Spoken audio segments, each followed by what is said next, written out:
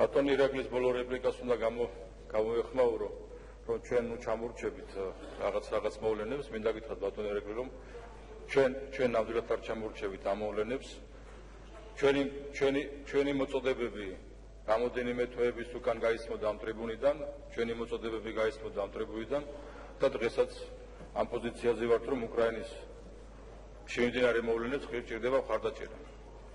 და ჩვენ არაერთხელ გამოგვიხატია ეს ყველაფერი უფრო კრიტიკულად, ვიდრე თქვათ თითოეულ ქვეთაკას.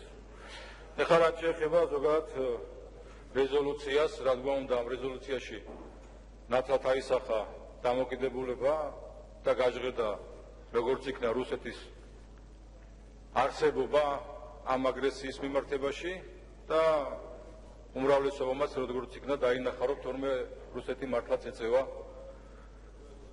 ეგრეთ წოდებულ თავისუფალ დემოკრატიისკენ სწრაფი ქვეყნების პროექტიდან გზიდან გადაყვანის ცდილობას. მე ერთი რამ მინდა თქვა. მთავრობის ხდომის დროს, როცა მთავრობა ტკიცდებოდა აქ, მე ჩემი განცხადება გავაკეთე და უმრავლესობიდან მივიღე გარკვეული ესეთი კრიტიკული განცხადებები, რომ თითქოს დარიელ ლონდარიძემ გააკეთა ტრიბუნაზე ისეთი განცხადება, რომ მოუწოდა და მას უნდა ომი და სისხლის გრვა. მე მინდა გითხრათ ერთი რამ. ყველაზე მეტად, ვისაც არ ჭირდება ომი და სისხლის გრვა, ეს არის ჯარისკაცი. და მე ამ ტიპის განცხადება არ გამიკეთებია, მაგრამ მინდა იცოდეთ და გითხრათ. ჩემი მოწოდება იყო მხოლოდ ის, რომ საზოგადოება, რომელიც შეპყრობილია ომის შიშით, გარსოდგარ ომს და გარსოდგარ ომზე ვერ შეინარჩუნოს ერთ-ერთ თაველ მიწაწყალს და საზოგადოება, რომელიც დაძლევს ომის შიში, მას აქ ნამდვილად შანსი გადარჩეს და გადაარჩინოს ქვეყანა. მე ეს მინდოდა მეთქვა და ამისკენ იყო ჩემი მოწოდება ის, რომ ნამდვილად საზოგადოება სჭირდება და მთავრობა სჭირდება განთავისუფლდეს ამ შიშებისგან და უფრო ადეკვატური გახდეს ამ მომლელების მიმართ. ეხლა რაც შეეხება ამ კონკრეტულ რეზოლუციას, კაფიო გზავნილი არის აუცილებელი. კაფიო დამოკიდებულება ჩვენი მხრიდან არის აუცილებელი.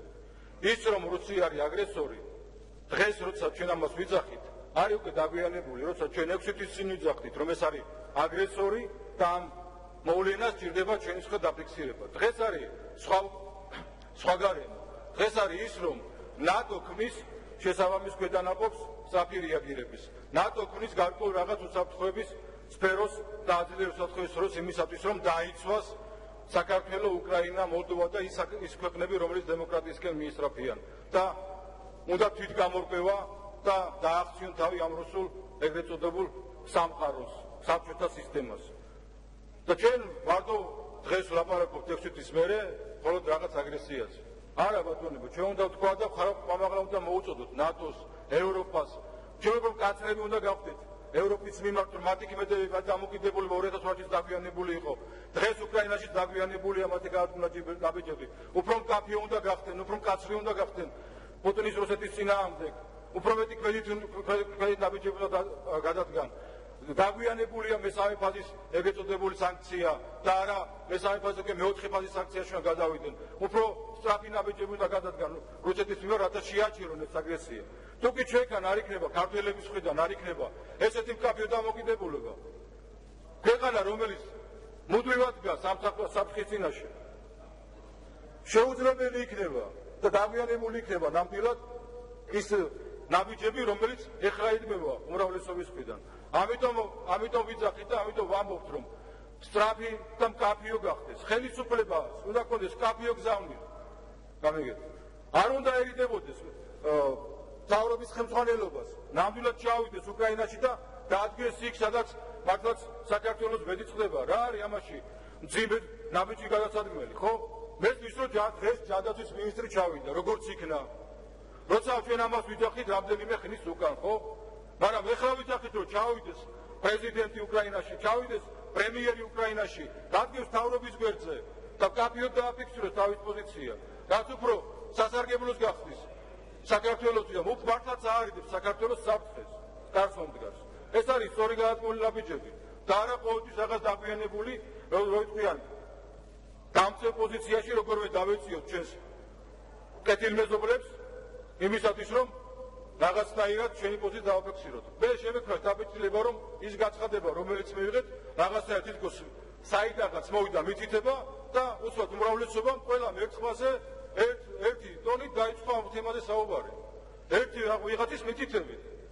არ ვარ გაესეთ. ჩემი თხოვნა იქნება მე კიდევ ერთხელ აფიშები და განაცხადო.